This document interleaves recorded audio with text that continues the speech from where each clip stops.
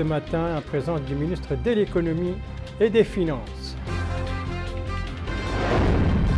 Une conférence, la quotidienne, qui se tient depuis le début du mois béni du Ramadan dans la grande mosquée, thème aujourd'hui le Hajj et la Umrah, comme on dit, le pèlerinage et le petit pèlerinage. Et puis un iftar, celui organisé par l'amicale des inspecteurs de la jeunesse et des sports. C'était hier dans le cadre de l'animation de ce mois béni. Voilà donc pour les titres de votre 22h. Mesdames, Mesdemoiselles, Messieurs, bonsoir et bienvenue à votre 22h donc de ce samedi 20 Ramadan 1440, ce qui correspond au 25 mai 2019. En 22h que nous allons commencer par la diplomatie avec ce message de félicitations adressé par le président de la République à la présidente de la Géorgie. Message dans lequel M. Mohamed Ould Abdelaziz réitère à Mme Saloumé Zourabichvili sa volonté de poursuivre les efforts visant à renforcer et à développer les relations de coopération existantes entre les deux pays dans l'intérêt mutuel des deux peuples amis. Voilà pour les diplomatiques, le parlementaire à présent. Le parlementaire est caractérisé par deux réunions de deux commissions différentes. La première, c'est la commission des affaires étrangères. Deux réunions, toutes deux aujourd'hui. La commission des affaires étrangères, sa réunion, elle l'a consacrée à la discussion sur le projet de loi autorisant la ratification de la convention signée entre la Mauritanie et les États des Émirats arabes unis. L'objectif, c'est d'éviter la double imposition et prévenir la fraude fiscale en matière d'impôts sur les revenus et sur le capital. Bien sûr, c'est un projet qui était défendu devant la Commission par les ministres de l'Économie et des Finances. Le ministre de l'Économie et des Finances qui a également défendu un autre projet, mais cette fois devant la Commission des affaires économiques de l'Assemblée nationale réunie elle aussi aujourd'hui, et elle a consacré sa réunion à la discussion du projet de loi autorisant la ratification de la convention de crédit signée entre la Mauritanie et le FADES et qui est destinée à la participation au financement du projet de réhabilitation de la route Bouti-Limite à Lègue. Ça, c'était ce matin, et là également le projet a été défendu par le ministre de l'Économie et des Finances.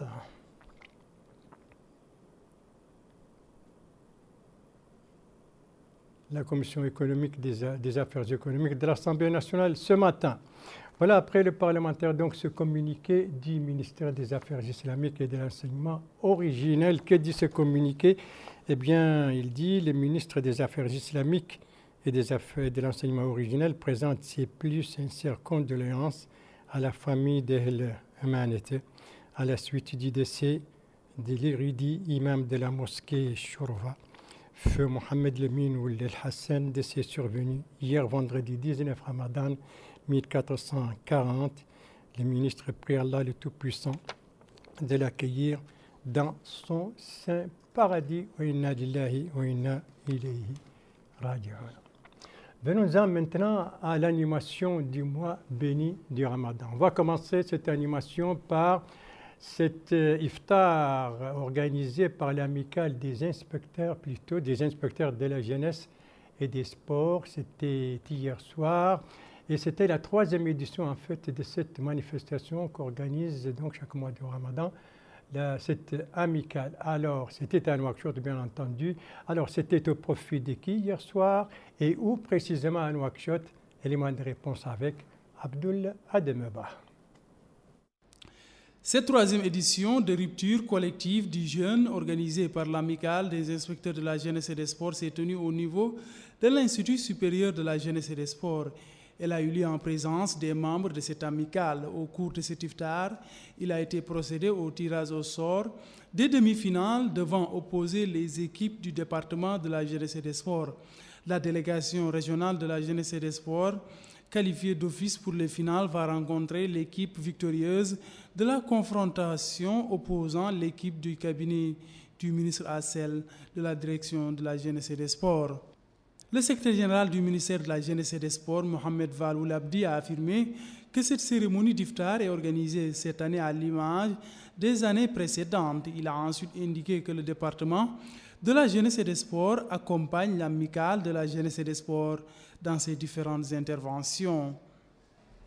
Par la suite, le président de l'amicale des inspecteurs de la Jeunesse et des Sports, Sidi Mohamed Ould Mohamed Taleb, a loué l'appui apporté par le ministère de la Jeunesse et des Sports, ce qui, dit-il, traduit l'intérêt accordé à la contribution des inspecteurs de la Jeunesse et des Sports. Il a par ailleurs énuméré les différentes activités qui ont été menées par l'amicale qu'il dirige, dont la sensibilisation qu'ils ont tenue au niveau des 3 wilayas de Nouakchott contre les discours haineux. Donc pour cet iftar, 3e édition, organisée par l'amicale des inspecteurs de la jeunesse et des sports, c'était hier soir.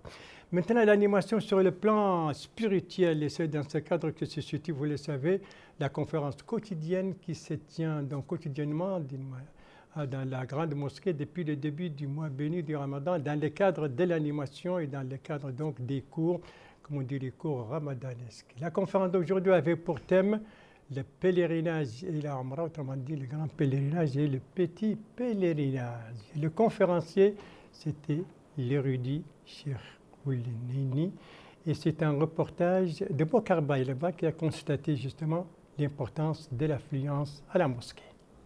En ce mois béni du Ramadan, la grande mosquée de Nouakchott ne désemplit pas. Les fidèles redoublent de ferveur et piété en assistant aux conférences religieuses. Ainsi, les règles et comportements en pèlerinage et en Umrah sont au centre de cette conférence animée par l'érudit Ahmed Ould Neyni.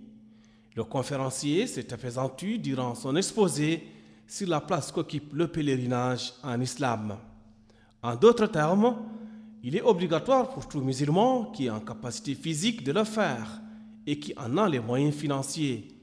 On distingue le Hajj, ou grand pèlerinage, qui se déroule durant le mois lunaire de Dhu al-Hijjah, de la Umrah, ou petit pèlerinage qui peut se faire toute l'année. Dans son exposé, Ahmed Ould Neyni a développé, en s'appuyant sur le Saint-Coran et la Sunna, les règles à respecter durant l'accomplissement de ce rituel, ce qui est permis et ce qui est défendu.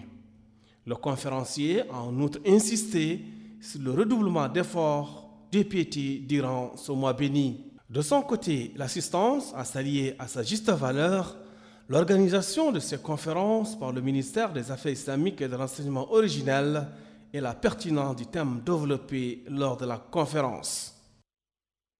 La conférence quotidienne donc durant le mois béni du Ramadan, aujourd'hui, le thème c'était le pèlerinage et la Umrah, autrement dit le petit pèlerinage animé par l'érudit Cheikh Ahmed Ould Neyni.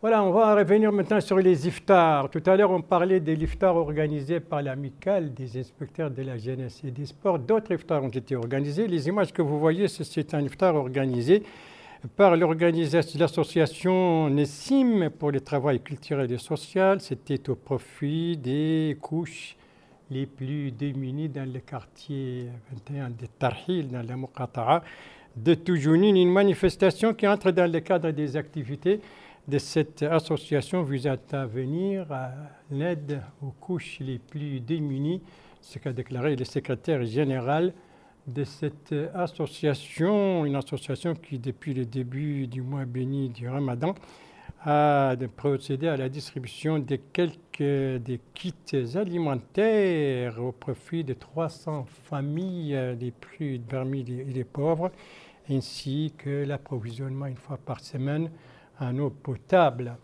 Autre iftar, autre organisation, cette fois, cet iftar organisé par cette association appelée Taïba Culturelle. C'était hier au profit des orphelins, avec l'appui bien sûr du projet Iftar des orphelins. C'est un projet qui est financé par l'organisation caritative émirati Shariqa. Eh bien, cette ONG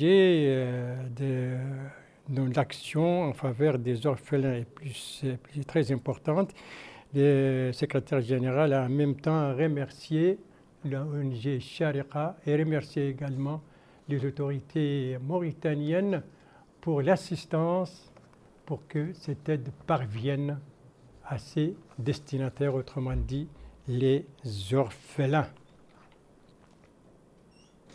Ça, c'était hier soir, toujours dans le cadre de ces iftars, mais cette fois, c'est le dernier iftar, le troisième et dernier iftar qui est organisé par l'association, on doit voir les images, c'est ça, les voilà, l'association donc pour le développement et le travail caritatif, un iftar organisé hier soir au profit de 800 orphelins en compagnie de leur famille. Et là aussi, c'est organisé en collaboration avec le projet Iftar des orphelins. C'est un projet donc financé par Sharika, cette association caritative émirati. Et il faut dire que le secrétaire général de l'association a dit que cette manifestation est devenue une tradition pour l'association depuis sa création en 2008. Ça, c'est donc l'iftar organisé par l'association pour le travail. Et nous restons toujours dans le cadre de cette animation du mois béni du Ramadan, mais une animation maintenant qui nous amène à Zorat, la capitale du tourisme Zemmour. Eh bien, cette Zorat connaît une intense animation durant ces derniers jours, durant cette dernière dizaine du mois béni du Ramadan. C'est ce qu'a constaté notre correspondant permanent là-bas, c'est Ahmed Boubacar Siré, un reportage revu et présenté en français par Abdullah Demaba. Les nuits du Ramadan sont particulièrement marquées par ces soirées de Med à Zouerat. Les habitants de la cité minière se réunissent tard dans la soirée après la rupture du jeûne pour animer leur soirée à l'aide de Med Nabawi en hommage au prophète Mohammed, paix et salut sur lui. Cette habitante dit que chaque jour, à l'occasion du Ramadan, elles organisent des saharas de Med au niveau de cet emplacement qu'elles ont loué auprès des autorités municipales. Quant à cette dame, elle dit que le Med est très important au cours de ces soirées. Elle anime, dit-elle, ces soirées dans un environnement de sécurité. Cette autre résidente dit, après la rupture du jeûne, elles partent tous accompagnés de leurs proches. Elles se rendent, dit-elle, au niveau de tous les lieux où se tiennent ces soirées de Med. Cet autre résident apprécie ces soirées. Après l'iftar, dit-il, on se rend au niveau des endroits qui abritent ces soirées de Med. Il a par ailleurs énuméré les différentes zones à Zouerat qui abritent ces soirées. D'autres résidents s'adonnent tard dans la soirée à ce jeu traditionnel nommé Sig. Réunis dans cette cour, ces pratiquants répartis en équipes prennent du plaisir avec ce jeu traditionnel. Cette habitante dit, chaque nuit, elle s'adonne à ce jeu traditionnel. Tout cela, dit-elle, dans une ambiance bon enfant. Entre soirées de maître et jeux traditionnels, les résidents de la cité minière prennent du plaisir, cultivent leur spiritualité tard dans la soirée afin d'être fin prêts pour un nouveau jour de don de soi, de privation et d'endurance. L'animation ramadanesque au niveau de Zouerat, la capitale du tourisme Zemmour, le Ramadan donc, dont nous venons de gêner 20 jours aujourd'hui. Et puis d'autres activités dans le cadre de ce mois béni du Ramadan, cette journée médicale organisée par la commune de Darnaïm. C'était aujourd'hui organisation en collaboration avec le conseil régional de Nouakchott, mais également l'association des jeunes pour l'unité. Pardon. Lieu de cette c'est le centre médical connu sous le nom de Suisse, ou si vous voulez de Selam Dam. Ça c'était lié et c'était une journée marquée par plusieurs consultations et traitements gratuits au profit des malades et des pauvres. Et c'est une journée qui entre dans le cadre des activités de la commune de Darnaïm vis-à-vis des citoyens, c'est ce que déclare le maire de cette commune.